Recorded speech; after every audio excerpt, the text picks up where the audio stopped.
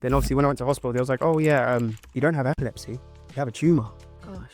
But the truth is, man, after going through that, I just thought I can get through anything. Yeah. If I can get through a brain tumor, I'm not even like reacting like in a certain way, like I'm crying. I ain't doing none of that stuff. I was just annoyed about my hair being gone. Literally, that's all it was. It was just my hair. Because I knew I'll get through it. I knew I'll still crack on with life. It wasn't really a big deal. Take us back to the beginning. And how did you first come across Amazon FBA, and what is Amazon FBA? Okay, so when it comes to the world of e-commerce for people who do not know, so it's pretty much selling products online digitally. And I started my Amazon FBA business a year before COVID came. What's one piece of advice you could give someone stuck in a 9-to-5 but dreaming of financial freedom? Use your 9-to-5 to invest in your business. So, I'll be honest, when I was younger, I was investing in sneakers, shoes, and a business. But definitely use your 9-to-5 as a funding for your actual real long-term dream. you was recently on Pop the Balloon UK. Yeah. I cannot not mention this. So personally, how is that playing out for you in terms of is that something that's part of NyesWorldTV and building that persona and that influencer platform? So with these type of shows like Pop the Balloon, because again, my content's all about business growth, so it's very different. But what I'm saying is, by doing these type of shows, it's capturing a different type of audience. And with that type of audience, they're coming through like, oh wow, who's this guy? What does he do? I want to start a business. And that's what's been happening.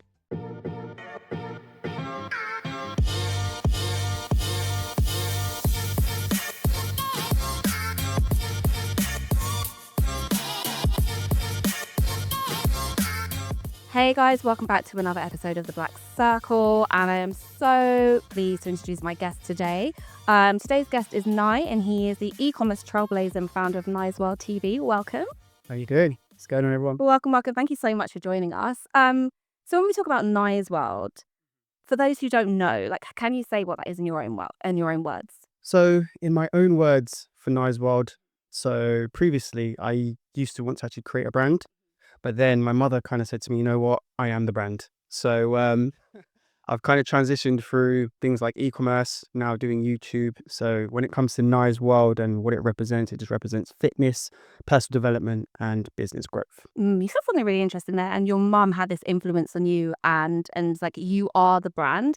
How important is that moment of like having someone in your family group kind of give you and champion that and kind of highlight that in you? It's super important. Like I personally think for when it comes to success, especially within business or getting to the next level, you do need to have that support. And of course, I'll be honest with you. I don't come from rags to riches. I don't come from no hard life. Like, honestly, my life has been very good. I went to private school, all white, by the way, as well. Yeah, like, so I kind of had like a good childhood. I was kind of raised the right way. But yeah, just having that support system really guiding you to always wanting to get to the next level, it's super important. And it did help me with my own personal journey as well. And I do want to kind of dig into a bit more about the e-commerce and all those things, but you're giving me these really interesting little nuggets. So you mentioned it was an all-white private school. Yeah. What's the impact of that? Do you know what? Like, okay, when you say like all white, people think, oh my gosh, privileged or something like that. But no, so I'm raised in Luton. Like, I don't know if people don't really know about Luton, but Luton it's rugged, it's normal, it's very multicultural and stuff like that. But my mother didn't want me to go to school in Luton because obviously just the culture and it's not really that great. So she sent me to a place called Harpenden, and Harpenden is full of white people, like rich white people, you know, like real people who get somewhere. Yeah. So she wanted me to be in that type of environment. And obviously at the time I didn't want to go because I'm thinking I'm gonna be the only black kid. I feel like spot the dot. But when I was in the environment, as I got older, I kind of realized the importance of education, and the environment I'm in really dictates the type of person I am as well. So even going to private school, I recommend it. Like, even I don't even have kids myself, but if I do have kids, I will send them to a private school 1,000%, because I see the impact of how important it is. Yeah, and I guess, you know, to be an advocate of private school, there is this network that you're growing from a very young age and that you're exposed to. There's a different level of education and facilities that exist, and that you know you acknowledge that it is a privilege. So it's yeah, it's good that you realise that and you've been able to utilise it to the most of your ability. So let's kind of go back into it. So take us back to the beginning. And how did you first come across Amazon FBA, and what is Amazon FBA? Okay, so when it comes to the world of e-commerce for people who do not know, so it's pretty much selling products online digitally. And I started my Amazon FBA business a year before COVID came. So my actual storyline was I was working for a company what done insurance. Like just a normal like little insurance role. I hated it, absolutely hated it. Right. To be honest, I got fired in like 3 months. Didn't even pass probation. And after that, I was like, you know what? I need to change. I need to come up with something. I need to do something that can just really build my income and really get me to the next level, because working was just shocking, absolutely shocking. So then what I did, I invested in a mentor who actually already was an Amazon FBA seller. He was from America. Obviously, I paid some of my money towards him. Not going to say the amount, but it was a good amount of money. But obviously, just to learn the knowledge of the actual industry, because I was seeing it everywhere. Like, because when COVID was coming, the lockdown was coming, people were saying you're going to be stuck at home. So I'm thinking, if I'm going to be at home all the time, I don't want to be getting fat. I don't want to be broke. I need to work out something. I need to really build on this and really capitalize on it. So that's what I did. I just started my Amazon FBA business when after I learned, obviously speaking to my mentor, and I got into it and it just took off. And so for those who don't know, can you break down what that actually is? So when it comes to Amazon FBA, it's selling products online. So you can do 3 type of different methods. You can do retail arbitrage.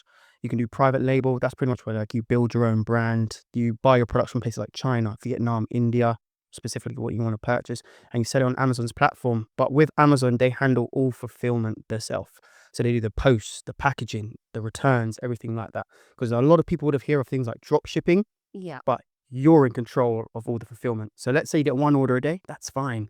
Then once you start getting 2, 3, 5, 10, 20, and you got to go to the post office every minute, post them to China, Taiwan, Italy, all these countries, it gets so annoying. But with Amazon FBA, they handled all the fulfillment for you. So it's really the best platform to do it on. Interesting. Okay. And so you've been able to kind of scale that to like 6 figures in your first year, which is phenomenal. So what was the mindset during the journey?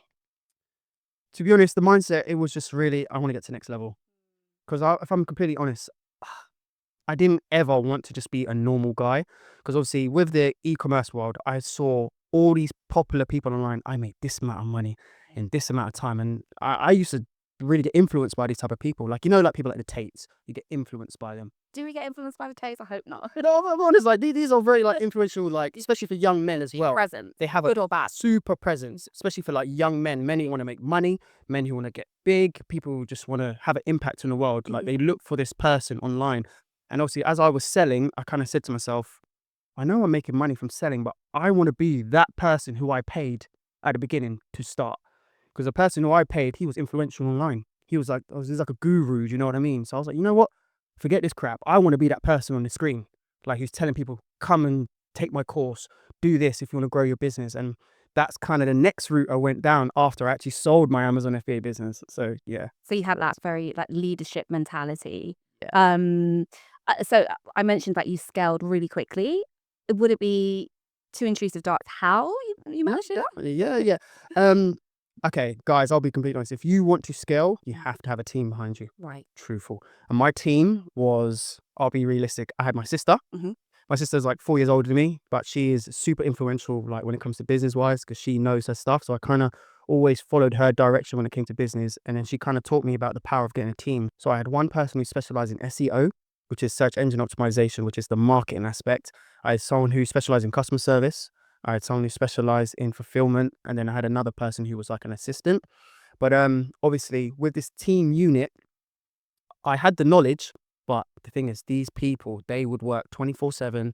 They kept my business really going. Do you know what I mean? So, interesting that you say there's a team because I think a lot of people, it can feel very overwhelming. They have like such big vision, but the resources are really small. Correct. And so did you come into that with like any startup money or was this all your own cap? Like what was the finances behind the team? So with this, it was my own capital. Right. So, because obviously I always worked as well. But when I was working, I was only working to save the money to buy clothes, buy shoes, and then also invest into a business. But that's all I was spending my money on.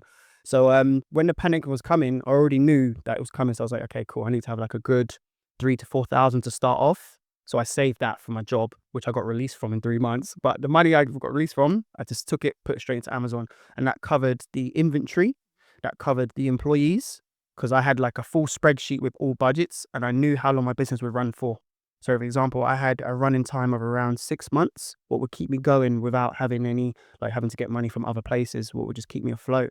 And obviously the organization of it is what made it really take off. Because a lot of people who do e-commerce, there's no organization. They just watch a video on YouTube.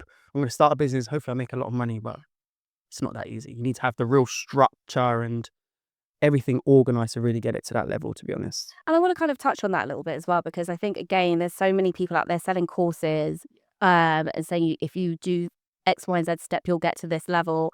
But again, your reality is, and like you said, you had a team. Yeah. So outside of the team, was there a particular mindset that you also wanted to tap in? Was there a support network? Like, what did that look like? Just to that scale in a year is phenomenal. Like, it's not a normal trajectory for most people, you know? Yeah, I know. To be honest, I'll be realistic. It's my family again. It's definitely my family. It's my mother Yeah. and it's my sister. They're very business savvy, right? Yeah, Yes. like honestly, my sister, she's a director of Popeyes. Yeah. People wouldn't think that because she's black, but she lives in Switzerland. She's a director of Popeyes. So her mindset, it's always filtered down into me.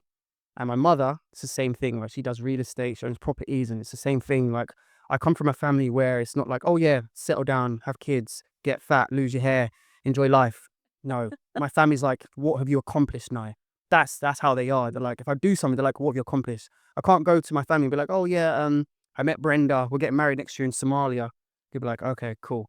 So how much money you got? Like, what's your business doing? That's the family I come from. And truthful, as the only male in my family, it is phenomenal. Like I didn't grow with my father, grew with my mother, and they've just had that real business presence on me from the beginning, and it just directs you. But truthful, that's what I'm trying to say. You do need that support system. That's why when I start my business, I was like, I ain't doing this by myself because I know I ain't gonna get to that level. I was like, I'm gonna spend my money on employees who've been doing this for years, who know it better than me, who can really get me there. Yeah. So then when I was actually talking to clients, because I transferred over from selling products to teaching people how to sell products, and I was managing their accounts. And when I was getting them results, making them money, they're thinking, how are you doing it? I didn't ever tell no one. I had about 8 employees altogether doing it for me in the background. Yeah. They didn't know that. They just thought it was all me. But truth is, anyone you see at a certain level, they have a big backing, like a good support system behind them to get them to that level. Yeah, and it sounds like the importance of kind of delegating and outsourcing is really vital for that growth in business. Correct. And again, I know we've touched on your family, and kind of changing gears a little bit. I know that they would have been a really important support network for you because you went through quite a harrowing time, with a series of health challenges and like epilepsy, and you had a brain tumor, which was that I can only imagine the impact that had on you at that time in your life. So kind of how did you navigate those moments? To be honest, I was young. Like Mm. I started having seizures when I was like 17, 18. Like the first seizure I had, I went to I don't know if people know, but the Luton Carnival. I was in the Luton Carnival when I fell on the floor, peed myself, started shaking, and then it kind of got locked off. It was even in the paper, but obviously I'm young. They're like, oh, kid has seizure. Then obviously when I went to hospital, they was like, oh yeah, you don't have epilepsy, you have a tumor. Gosh. But obviously the thing about this, used to have long hair. I used to have the long dreads, the cane rows. I used to love it. That was the most impactful thing. Cutting it off, that was the heartbreaking thing. The epilepsy or whatever you call it, the tumor, it wasn't really a big deal. I was like, I'll be fine, man. I'll be fine long term. But obviously the cutting off the hair thing, that was the painful bit. It sounds wild, but it's the truth. It doesn't. I think everybody has their kind of like triggering points. So you might have that mentality of like, okay, I'm going to survive. I'm going to get through this. But it's the smaller things, the things that seem important, but they actually Yeah. are. And it's like the things that you can control and things that you can't control. Yeah.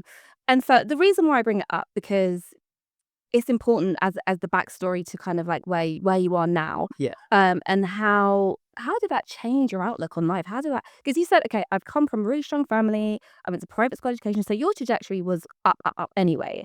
At any point, when you got the news, was there any doubt, or was it just like, right, I'm going to tackle this head on and I'm going to come out this the other end?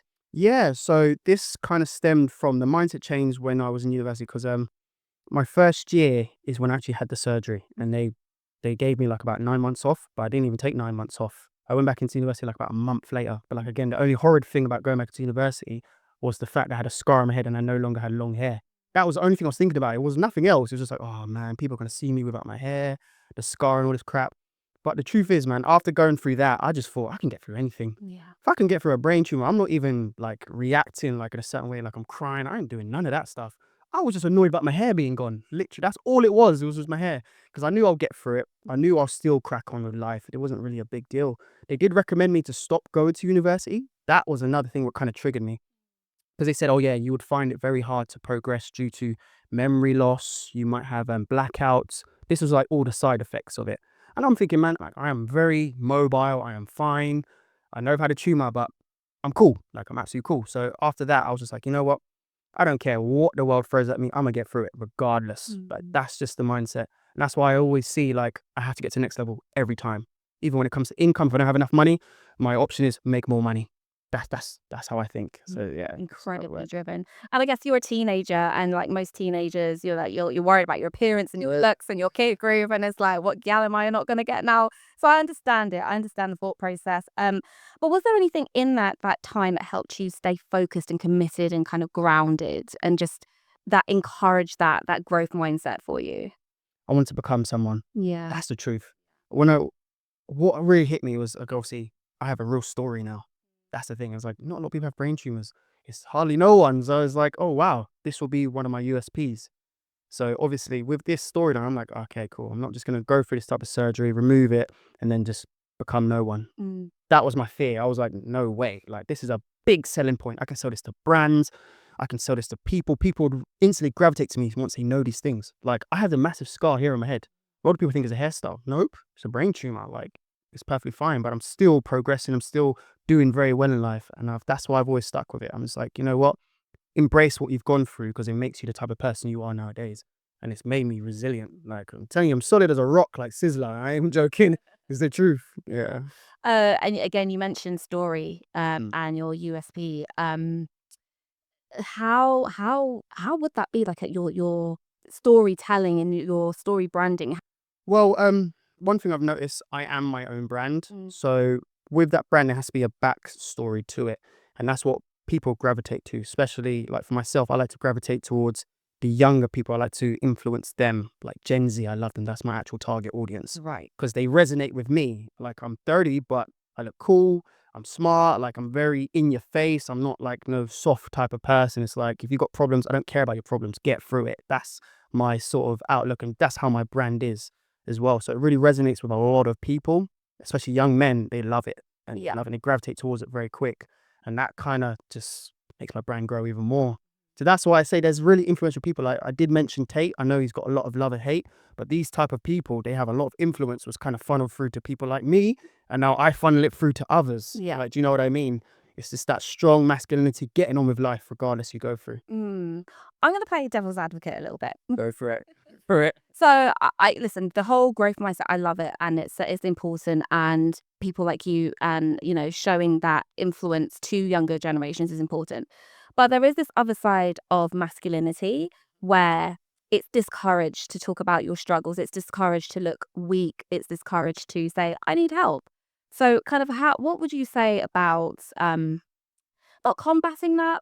Your role in allowing for that space to exist for young males. And there's a lot of people who do struggle with that. Yeah, it's the truth. There's a lot of people who struggle with a lot of things, but Yeah. the truth is the world don't really care about your problems. That's the reality of the situation, especially if you're, it's different for women compared to men, but for young men who want to become someone, the world does not care about your problems. If you don't have enough money, you got to make more money. If you don't feel super fit and strong, Yeah. you got to get super fit and strong. If she doesn't like you now, she'll probably like you in the future if you upgrade yourself. That's just how it is. And I'm being honest, that is like the best mindset. Like, it's the best mindset to have because that will always make you want to be better. Because the truth is, like, mediocre people and high achievers, they don't connect very well. They truthfully don't. Like, mediocre people look at high achievers like they're arrogant, but high achievers look at mediocre people like, wow, you're just too slow for me. I can't be around you. Mm. So that's why you have to kind of fit in where you feel most comfortable. So that's why people who achieve a lot of things and people who are really on the go and try and get to the next level like yourself, it's easy to communicate with you, easy to get along with you. It's easy just to talk about anything. But people who are in two different worlds, it's like friction, so it doesn't really get anywhere. But the people on that side who are mediocre and who don't have that drive, stay over there. Don't come over here. It's like, yeah, just don't come over here. Yeah. Yeah. No, I understand what you're saying. I do. I think I'm just saying that there is we need to create space for that to be okay. It's not saying you could stay in mediocre land, but it's okay to say, like, I need help. How do I get there? How do I get out of this? How do I elevate myself? That's all I was kind of like hinting at. And I'm playing devil's advocate. I'm not saying it's right or wrong. So what do you think then? Let me ask you, what do you think about No, like I said, I think, and God, I hate saying buzzwords, and Mhm. I don't want to tap into this male toxicity, because I don't subscribe to gender wars. I don't like it. Um, But I think there is this sense of it's very transactional. Like a woman won't like you because you don't have enough money or you're not X, Y, and Z. You're not tall enough. You're like, I think this discourse is kind of being put out there on purpose, and I just don't think it's helping anything. I don't think it's encouraging anything. It's you can see it is creating more and more divides between the two genders. Um, it's just super disruptive, and I personally don't subscribe to that. I think it's important to get to know who the person is. I'm going off on a tangent now. Great. Like, it's good to hear how you see it. Yeah, no, I think it's important to kind of really emotionally connect, and I think it's more about the emotional intelligence rather than the size of your bank account or what you look like. So And you believe that's a key part, though? it's a part. I think it's a huge part. Yes, I think if you can't emotionally connect with somebody, and I've said this before on the podcast, my favorite saying is you can only know someone as deep as they know themselves, and I really subscribe to that. And that's why I'm just like, man, be a little bit more softer on yourself. I know. That was a burner.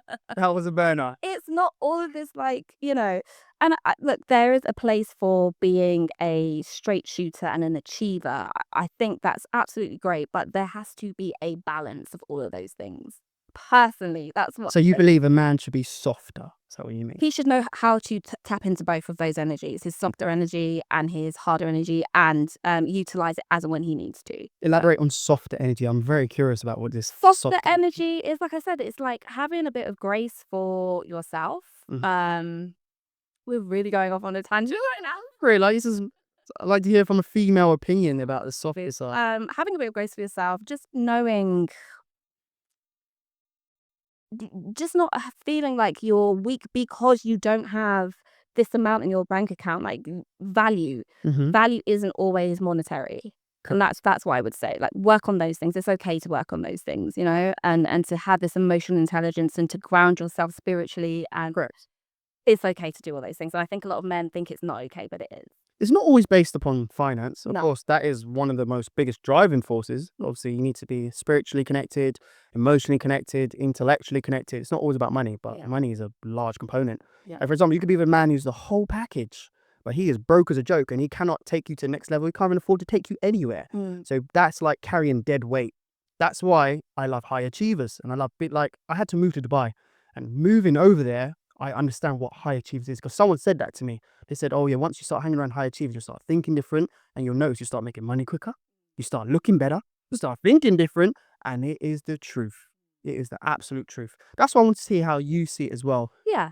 No, but I'm just like, so the other side of that is spiritually, do you feel better? Emotionally, do you feel better? And if that's all a yes, then that's fantastic. Like that's fantastic. But a lot of the time, I'm not saying this is your case, by the way. I'm just saying you can see it play out. A lot of the time, it's not the case. People kind of lose themselves morally and spiritually, and it's like, ooh. Anyway, we're going off on one a little bit. Let's So he's on a roll right now. back a little bit. Go. So why do wholesale and private label strategies work so well for your clients? Private label works very well because obviously that's where people can actually build their own brand. Yeah. Because a lot of people like to start selling things, but obviously with wholesale, you're just selling anything random. For example, you can buy this from, let's say, Wilkinson, 1,000 of them, sell them on Amazon for like triple the price. But the thing is with that, the return on investment when it comes to like the ROI, how much profit you make, is very, very low. But obviously if you build your own brand, you can buy something for super cheap, and you can actually manufacturing like the materials, the chemicals, whatever you want to build. It's always better to do the private label route. Like even when it comes to my clients, when I used to do it, I used to tell people, build your own brand, because that's something what really resonates with you. Just sell something what you believe in, what resonates with you, and what you can truthfully grow. Because with wholesale products, you can sell anything. You can sell a bag of toenails, you can sell shoelaces, it doesn't really matter. But if you want to really build a brand and get to the next level to scale, you have to do private label. Like me, with my products, I was doing wholesale, but I thought, you know what? It sucks. I might as well start branding it as NyesWorld. So that's what I was doing. I was saying to manufacturers, I was like, stamp it, put NyesWorld on it. So it was a normal cup, what cost me like 2p, but it was a NyesWorld cup now.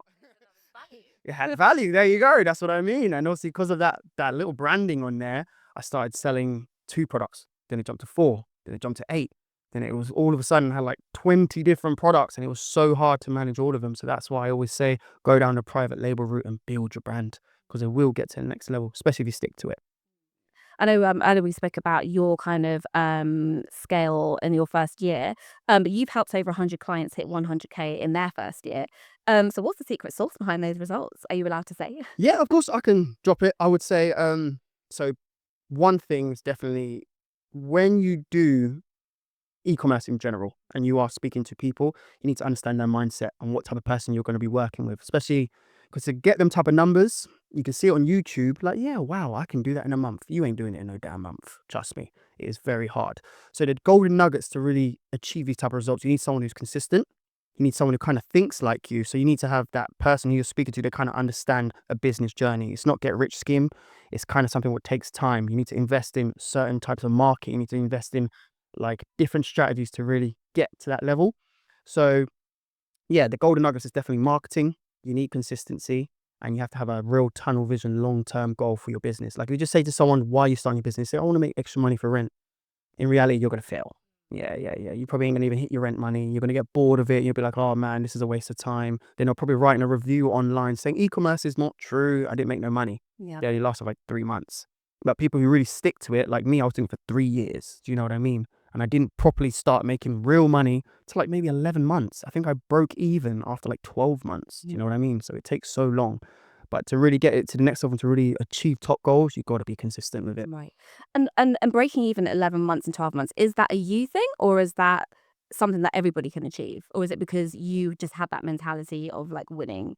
Or is that Um, It's both. The Yeah. reason why I would say it's both, because the average person is not probably going to break even in obviously like 11 to 12 months. But if everyone goes into the business, example, with the same funding, with the same sort of structure, the same support system, then yeah, it's probably achievable. But in reality, a lot of people who start it, they just probably invest £1,000 in there with their own money. They probably don't know anything about marketing. They don't even know what PPC is. And PPC is like the biggest thing for e-commerce. I say to you, what is PPC? To my clients, like, I don't know. What is PPC for Pay per people click. listening? It's a form of marketing. And if you don't know that, I already know to myself where this person's going to end up. It's like, wow, come on, man. That's why it's essential to either get a mentor or do a course. A lot of people don't like buying courses, but me, I don't care about other people's opinions. I need to understand what the hell I'm getting into. So that's why I paid someone and I've done a course, because that's just how you get there. And so now we're talking on a kind of bigger global vision. You've started NyesWorld podcast and you have NyesWorldTV. Yeah. And on YouTube and you do huge numbers. I think just from my perspective as somebody who has a podcast and is kind of starting out in that world, Yeah. how did you grow up to such a huge, I mean, obviously you're very successful in everything you touch, kind of like Midas touch, but going into the YouTube and podcasting space, what was the challenge there for you? And then scaling that to where you have it now? Yeah. So when it came to the whole YouTube journey, like I've only been doing this for like 3 years now. Right. I would say 2.5, but let's just say 3 years. And with that now, again, it all stemmed from I just wanted to be the guy on the TV, just talking about how to do it and everything like that. So I thought, you know what? Let me start a business podcast. And the funny thing, they obviously can't see the person in the background, but my cameraman right now, he's the first guy I ever interviewed on my podcast. And the reality of it, because obviously he's an Oxford graduate, I thought, you know what? I need these type of people. That's why I started. I was like, I'm not going to have a podcast talking about women, talking about nonsense. I don't care about that. I need to speak to some influential people. People are smart and it resonates with young people. So remember, I brought him on. All of a sudden, it's like 60K views. I'm like, what the hell? People really like us talking. Yeah. That's what it was. It was like, it went from, okay, me just being the e-commerce guy to people really generally like seeing me talk, Your opinion. my opinion, my journey. So then I kind of just grew it from there. I started doing another podcast. I invited on a professional footballer. I invited on another Amazon FBA seller who sold his business and he invested in real estate. And then people just gravitating towards it. And as they started gravitating towards it, I was like, I can start taking YouTube serious because people like this. People like me talking. So I was like, you know what? Let me start creating business videos. And then that's what I transitioned into. So my question is, and again, I'm saying this for me. Yeah. So you getting like 60K hits, did that come from anything you was doing on the back end? Did that come from algorithm? Like what was just one day you logged on, it was like 60K? Like what happened there? So I think when I first uploaded it, me and my friend Cameron, when we uploaded it, I think the video must have done like about 1,000, something like that. About 1,000. It was like I think we'd done it around summertime. Then when winter came, when everyone's indoors, I don't know what the hell happened. Winter time is when people are indoors. The numbers just started going up and up and up. And as the nuds started going up, my Instagram started going up and up and up. Yeah. And then people were messaging me. And then all of a sudden, my Amazon journey kind of was getting pushed to the side because people, they like me talking about this and they want to start talking about it on camera, like showing them how to search for products and all this stuff.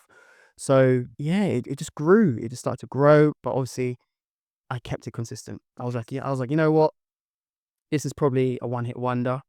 So I was like, you know what, let me just keep up the algorithm. So I tried different strategies. And that's one thing I would say with YouTube. You'll probably try a lot of different strategies, a lot of different type of content. So I went from podcasting, I went to shopping sprees, because again, the people I was watching online, I was just copying them. I Right. was like, okay, they're doing shopping sprees, blow it. Let me go and do the same thing. Let me get a quick credit card, buy some stuff. I don't even want it, but you know what, just to do it for the camera and all that stuff. I started doing that. Then I transitioned over from there just to finding my real niche, because my niche before that was fitness. Like obviously I've seen people fit and I'm like, okay, let me start creating videos about that. Didn't perform very well. I was like, you know what, that's not it. Then I started talking about business, just general business growth. And then it just went like that. And again, that touches on storytelling, right? And finding your niche. And you found kind of, you played around with it, what works, what doesn't work. And it's interesting because you said you went and copied people as well. Um, would you advise that as a tactic, or do you think you should jump straight to knowing who you are and kind of stick to that authenticity? Remain authentic. Right. That's one thing. When I say copy people, I'm going to elaborate on that. I don't mean mimic them, like No, talk like but them, act like them. No, the no. formula. The formula, the strategy. So whatever strategy they're doing, copy it. So for example, if they're doing videos about speaking about e-commerce, Shopify, do the same thing. You can even create the same exact video, but tailor what they say. Like even if you don't know how to make videos, it's very easy. You can use ChatGPT, create me a script talking like this, and then you can create that type of video and see how the audience reacts to it. But of course, remain authentic. Like me, I'm Caribbean, I'm Jamaican, I'm sticking to myself. I ain't gonna talk like Philip. I ain't gonna act different. I want to speak like Janai, Yeah. who I am. But you can copy successful people. People who are performing, there's nothing wrong with mimicking what they do. But don't act like them. No. That's the thing. Don't act like them, act like yourself, but copy the strategy. Yeah, I guess if it's tried and tested, you don't need to reinvent the wheel. You just need to tailor it to Yeah. your specifics. Especially in your audience as well, because your audience is key. Like if you've got fitness audience, don't speak about business. They don't care about that. Yeah. They want to see fitness. You know what I mean? Yeah. So you kind of need to work out what you want to do. Yeah, absolutely. So what's one piece of advice you could give someone stuck in a 9 to 5 but dreaming of financial freedom? Firstly, there's nothing wrong with 9 to 5. No. Yeah. People need to understand that, like, this is a brainwash. A lot of people think, okay, cool, I can just become an entrepreneur. Entrepreneurial is hard. Not every month is guaranteed to make the same amount of money. You might have a month where you make a tremendous amount of money, you think your life is great. Then the next 2 months, you're thinking, wow, Struggle bus. struggle, exactly that. That's what I mean. So there's nothing wrong with a 9 to 5. I personally believe use your 9 to 5 to invest in your business. I'll be honest, when I was younger, I was investing in sneakers, shoes, and a business. But definitely use your 9 to 5 as a funding for your actual real long-term dream. But obviously with 9 to 5 jobs, there's nothing wrong with it, especially if you're earning a good salary. Because a good thing is, even if you are an entrepreneur, you have something to fall back upon. That's one thing I always remember. Like me, I used to be an account executive for sales. So I know if anything goes wrong for me, I can apply for account executive role and I will be getting a very good salary. And I can still use that money and fund to start again. Like this is worst case scenario. That's why I believe it's good to have qualifications and it's good to have a 9 to 5. Obviously, if you're working in Starbucks, you ain't gonna get very far. But if you have a natural, like, let's say you specialize in something, I don't know, it might be HR, it might be project management. It's essential long term. So there's nothing wrong with it. But obviously, don't run away from your 9 to 5 until you have a solid structure and plan for what you want to do. Don't just think I'm leaving my job just to start whatever, because it doesn't work like that. No, and you said plan, and that's so important. And we've spoke on this on the podcast before as well about entrepreneurship as well. So having that that kind of entrepreneurship, but within a business and helping build that business. Some people enjoy that too, so that can exist. So what's next for NyesWorld, personally or professionally or both? So obviously I'm obviously in Q3 right now. So right now I've just started doing real estate very heavily. So currently I have 2 properties in Dubai I invested in. Obviously off plans, they're gonna be built next year, June 2026. Then I have another one in July 2027. So that's where I kind of put my money all of a sudden. Because obviously I was thinking, oh, I'm making money from YouTube, you know what? I need to do something with it. I ain't gonna buy sneakers. I was like, all right, cool, let me invest in something. Yeah, exactly. I've done it. So I'm like, yay, let me invest in something lucrative what can bring me that real next step. So what I'm really looking to do, I really want to get a real empire of housing. I've always said it, even when I was younger. I said I want to own this amount of houses, but I didn't really know how to do it. Because obviously I thought about investing in places like England, but I thought, you know what, I must invest in somewhere that's hot. I can get more money per month. So obviously I started that. But that's definitely the next thing for NyesWorld. But for NyesWorld TV, of course, I'm on the road obviously to hitting 1 million. I'm on 200,000 right now, but I'm gonna hit 1 million. You will. Telling you. Yeah. And that's the goal, obviously, just obviously helping people build their businesses, giving them a lot of insight, because that's what my content's about. It's always about business growth, personal development, and really getting to the next level. Not being a soft man, like Zoe said. Don't be a soft man. No, Not a soft man, No. a balanced emotionally man. Yes. don't be a soft man. But still, yeah, it's all about business and obviously just getting things to the next level. And that's really my journey. Because also I'm 30 now, so I organize my life every 5 years. So for example, by 35, I want to have this all done, this all completed, this under my belt. Then the next goal will be 40.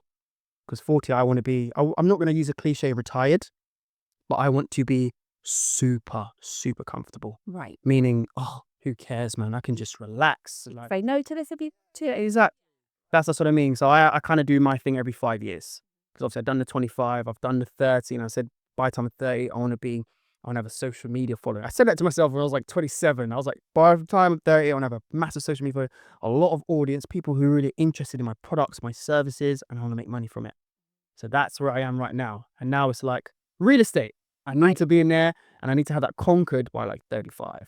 So yeah, that's The definitely next the plan. mountain. That's the mountain. But I'm gonna knock down that damn mountain. But yeah, that's the plan anyway. And personally, and I want to kind of segue just a little bit. So we said we was going to talk about. Go for it, man. It's cool. It's cool. So you was recently on Pop the Balloon UK. Yeah. I cannot not mention this.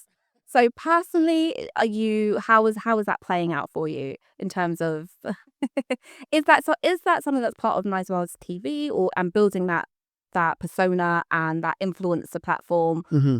Is it a bit of both? Like relationship wise, you're maybe looking for that, but you're also trying to build that platform and that persona.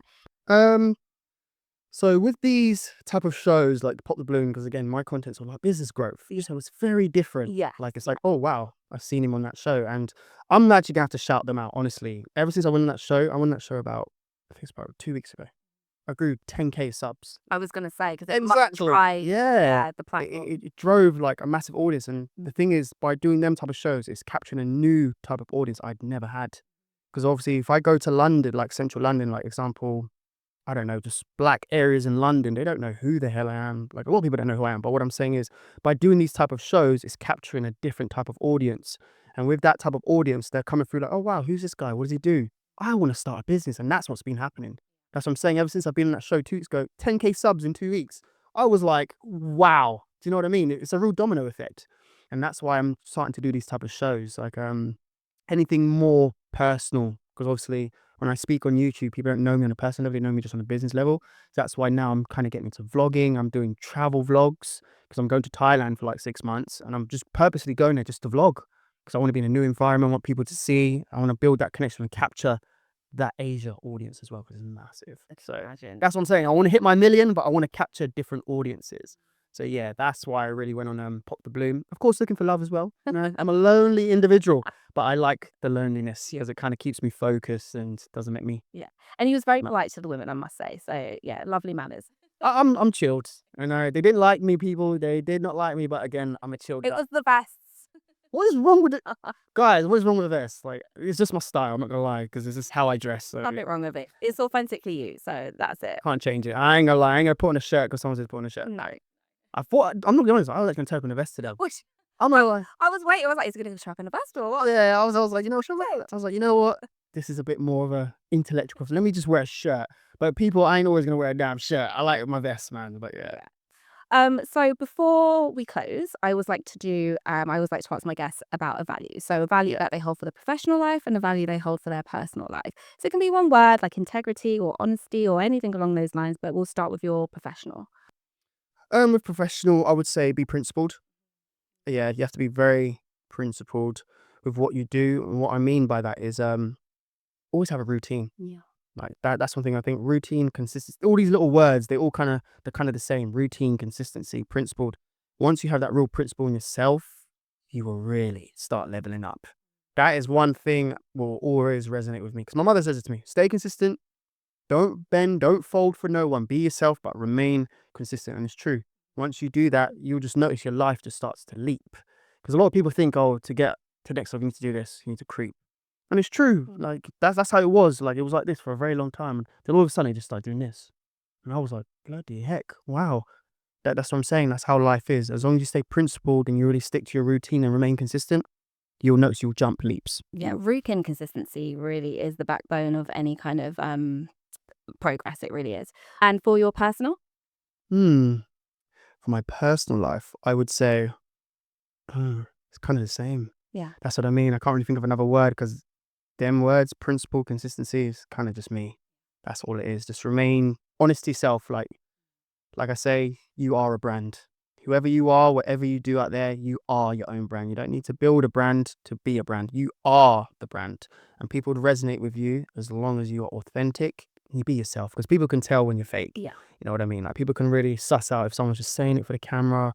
But regardless if a camera's in front of you or if you're creating a business, stick to your actual USP, and that is you being yourself. Remain authentic. And you'll really see it. Brilliant. Thank you for those words. If people want to find you and follow your journey, where can they do that? Well, of course, I always recommend people to go straight over to YouTube and then just follow straight from there, which is NyesWorldTV. But if you want to see me more on a personal level, where I'm kind of just doing my everyday thing, then go over to Instagram and just type in NyesWorld and I'll pop up. Oh, yeah. Amazing. Thank you for taking your time out and coming down and sharing your wisdom. And we are looking forward to following your trajectory. And maybe we can have you back on when you're like in your property bag. Talk about that. But thank you so much for coming down. I really appreciate it. Yes, definitely. Thank you for having me, guys. And Zoe is amazing. But don't be a soft man, guys. Do not be a soft man, but she's phenomenal. She's phenomenal. Guys, thank you so much for joining us once again. And if you want to follow the Black Circle's journey, we are on YouTube on the Black Circle podcast, and we are on Instagram, blackcircle.podcast. Thank you.